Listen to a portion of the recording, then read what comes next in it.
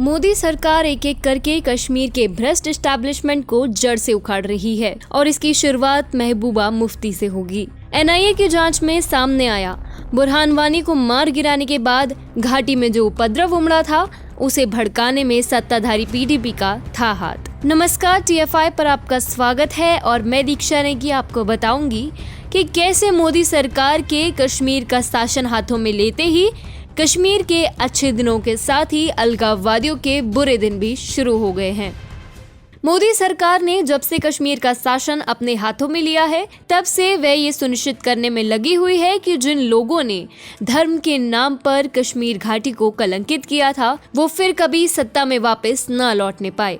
अब एनआईए की जांच में ये उजागर हुआ है कि बुरहान वानी को मार गिराने के बाद घाटी में जो असंतोष और उपद्रव उमड़ा था उसे भड़काने में सत्ताधारी पीडीपी पार्टी का बहुत बड़ा हाथ था। एनआईए की जांच पड़ताल में कुछ दिनों पहले ये सामने आया था कि कैसे पीडीपी वाले सरकारी फंड, विशेषकर स्पोर्ट्स फंड का इस्तेमाल आतंकियों और अलगाववादियों को आतंकी गतिविधियों को भड़काने के लिए देते रहते थे। अब ये सामने आया है कि ये खेल काफी पुराना है, जिसकी शुरुआत दुर्दांत आतंकी बुरहान वानी के खात्मे से हुई थी।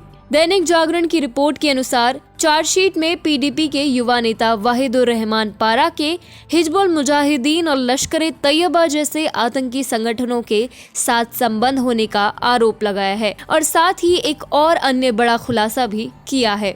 एनआईए ने वाहिद पर यह आरोप भी लगाया है कि जब वर्ष 2016 में हिजबुल मुजाहिदीन के पोस्टर बॉय बुरहान वानी को सुरक्षा बलों ने मार गिराया था, तब पारा ने कट्टरपंथी हुर्रियत कॉन्फ्रेंस के नेता सैयद अली शाह गिलानी के दामाद को 5 करोड़ रुपए कश्मीर को अशांत रखने के लिए दिए थे। बता दें कि वाहिद पारा पीडीपी का युवा नेता होने के साथ साथ पूर्व मुख्यमंत्री महबूबा मुफ्ती का करीबी भी था। एनआईए द्वारा दायर चार्जशीट के अनुसार जुलाई 2016 में जब बुरहान मारा गया उस दौरान वाहिद पारा अल्ताफ अहमद शाह उर्फ अल्ताफ फंटुश के संपर्क में था। उसने बुरहान की मौत को लेकर लोगों में भड़के आक्रोश को देखते हुए शाह को ये कहते हुए 5 करोड़ रुपए दिए कि घाटी में उबाल वह बनाए रखे। अशांति, पथराव और प्रदर्शनों का सिलसिला थमना नहीं चाहिए।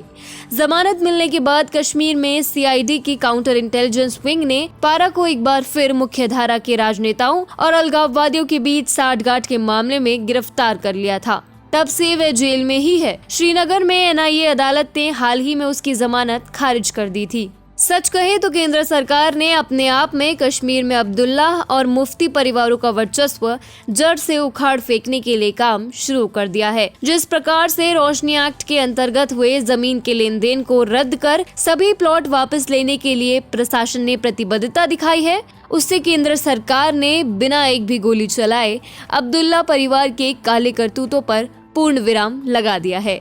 इसके अलावा अभी हाल ही में कई रोहिंग्या घुसपैठियों को जम्मू में हिरासत में लेते हुए उन्हें जेल भेज दिया गया है, जिन्हें महबूबा मुफ्ती के राज में पूरा संरक्षण प्राप्त था। ऐसे में ये कहना गलत नहीं होगा कि जिस प्रकार से एनआईए दिन प्रतिदिन पीडीपी की पोल खोल रहा है उससे स्पष्ट है कि अब पीडीपी की सत्ता वापसी लगभग असंभव होने वाली है। बुरहान वानी के नाम पर जो अशांति घाटी में फैलाई गई उसके लिए महबूबा मुफ्ती या पीडीपी के किसी भी अन्य सदस्य पर किसी भी प्रकार की कार्रवाई कम ही होगी।